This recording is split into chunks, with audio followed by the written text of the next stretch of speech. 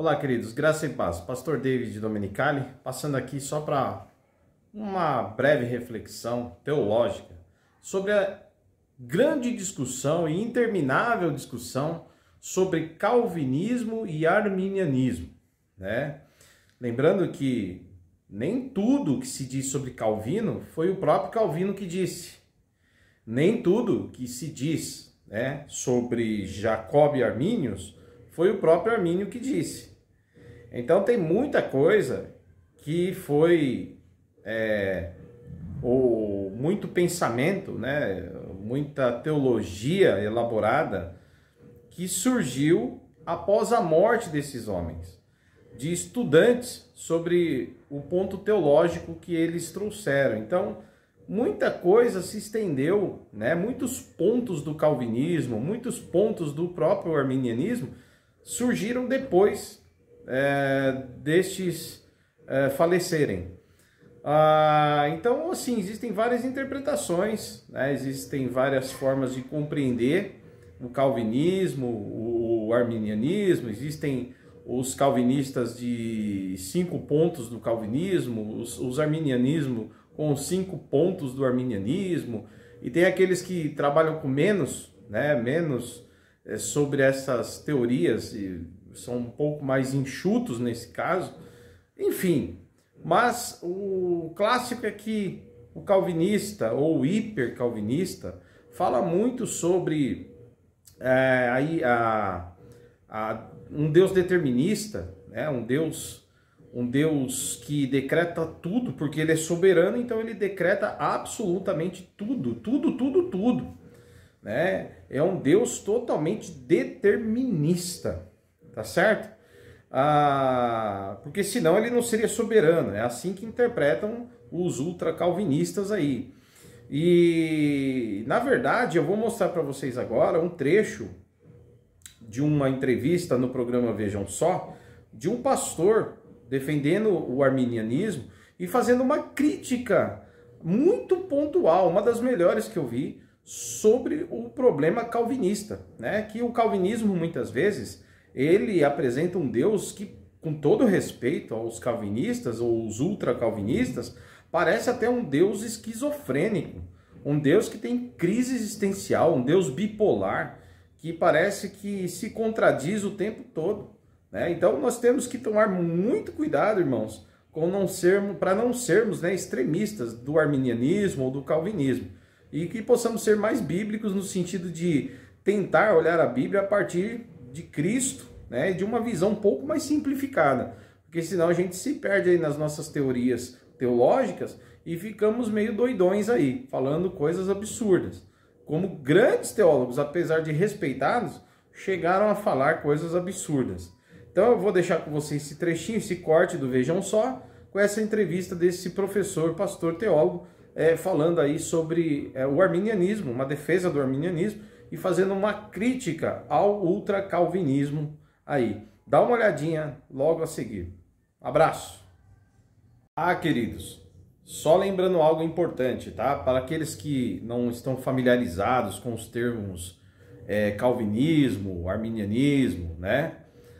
O arminianismo, ele é um estudo a partir de uma teologia desenvolvida por Jacob e os armínios, né, que falava sobre a possibilidade, né, de o homem resistir à graça que lhe é apresentada, né? Depois John Wesley vai trabalhar com as ideias de Armínio, o John Wesley, que era um teólogo anglicano, um pastor anglicano, que ele vai inclusive iniciar o movimento metodista, né? E ele vai falar da graça preveniente, né? Onde o Senhor vai eleger as pessoas, escrevendo seus nomes seus nomes no livro da vida, a partir da sua presciência, já sabendo quem vai aceitar o evangelho e quem vai rejeitar o evangelho. Mas essa aceitação do evangelho, essa rejeição ao evangelho, é a partir do momento que a própria pessoa, ao ser iluminada pelo Espírito Santo, passa a ter a possibilidade de escolher o sim ou não. E aí fica ao critério dessa pessoa. E uma vez rejeitando o evangelho, lá na eternidade, na presciência divina, o seu nome não é inserido no livro da vida.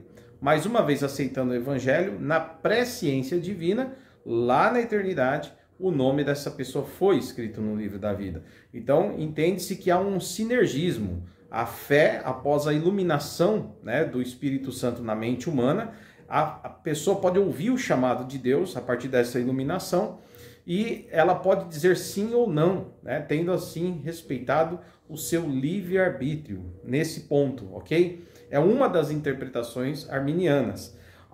O problema é que isso se opõe ao pensamento clássico do calvinismo, que é um estudo desenvolvido a partir do pensamento de João Calvino, né, um teólogo também do século XVI. Né? E aí o que acontece é que os estudiosos, né, de João Calvino, aí tem os mais radicais e os menos radicais, vão dizer que por conta da soberania de Deus, ele elegeu a todos antes da fundação do mundo e já escreveu o nome de quem ele queria salvar e de quem ele não tinha o menor interesse em salvar. Então as pessoas são eleitas para salvação e eleitas para condenação, certo? Então ele elege aqueles a quem ele quer salvar, né? As pessoas não têm livre-arbítrio nenhum. Se Deus te escolheu para salvação, você está salvo. Se Deus não te escolheu, você será condenado e ponto final. E aí eles apresentam a graça irresistível. Para quem Deus se revela, a quem o Espírito Santo ilumina, não resiste jamais o chamado divino. A pessoa não tem como resistir, né? Por isso se chama graça irresistível, ao invés de graça preveniente de John Wesley, né? De Armínio. Bom, então é só para você entender essa questão, né? Quando o pessoal discute eleição ou livre-arbítrio, né? É mais ou menos nesse sentido que eu falei. Existem outras formas de explicar o que eu acabei de falar também. Mas, assim, de um modo mais abrangente, um modo geral, assim, é mais ou menos essa a ideia do campo na discussão entre arminianismo e calvinismo, ok?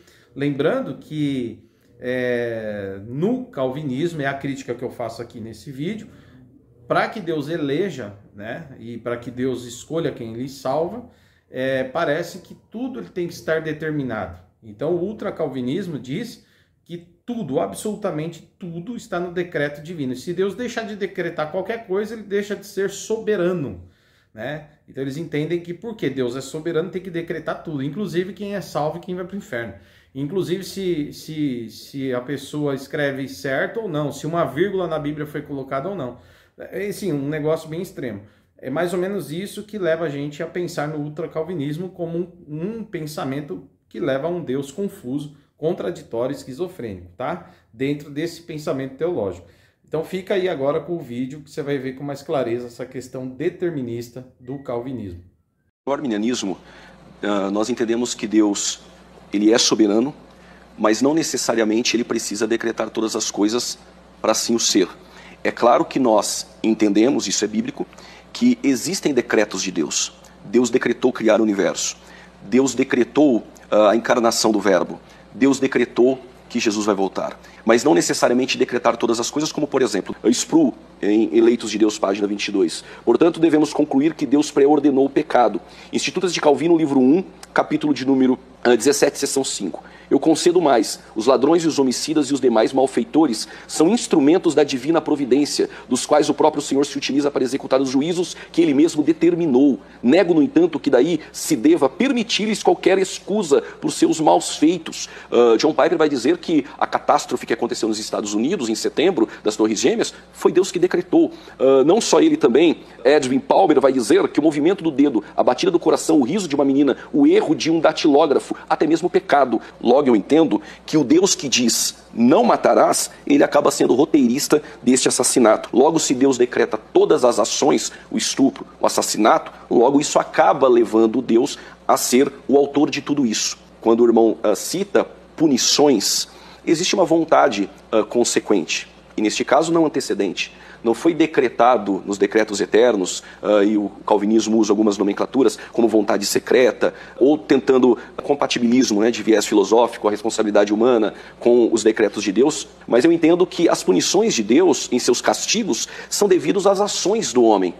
E essas ações do homem faz Deus ter uma reação. Só que o que me chama mais atenção é no versículo 8, que o texto vai dizer que Deus enviou o seu Filho para desfazer as obras do diabo. Logo, o Deus que decreta é o Deus que ele vem desfazer aquilo que ele decretou.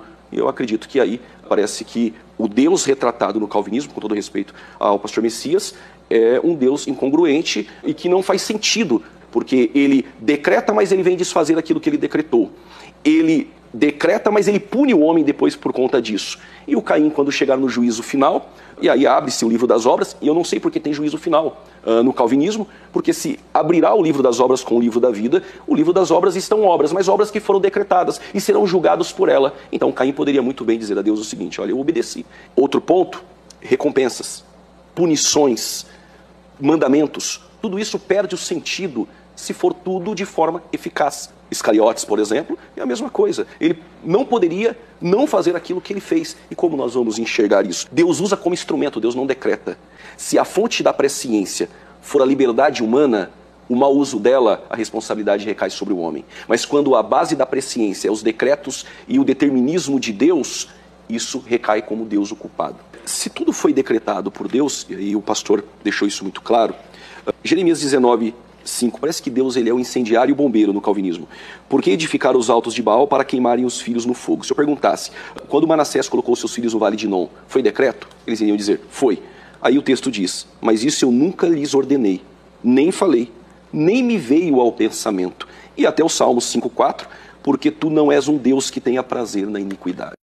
Bom, é isso, pessoal. Excelente posicionamento desse arminiano, fazendo uma crítica muito pontual aos ultracalvinistas, tá certo? Bom, vou ficando por aqui. Espero que você se inscreva no nosso canal, que você compartilhe, curta. Não sou youtuber, sou um pastor, orientador de teologia, e esse canal tem a incumbência de levar você a gostar dos temas sobre Bíblia, teologia e vida cristã ou cotidiano que envolve as questões cristãs, tá bom? Pessoal, finalizo com uma informação muito importante. Lembrando que João Calvino foi um excelente teólogo, talvez um dos maiores teólogos de todos os tempos e, com certeza, um dos mais importantes teólogos reformados de toda a história até os dias de hoje, tá certo?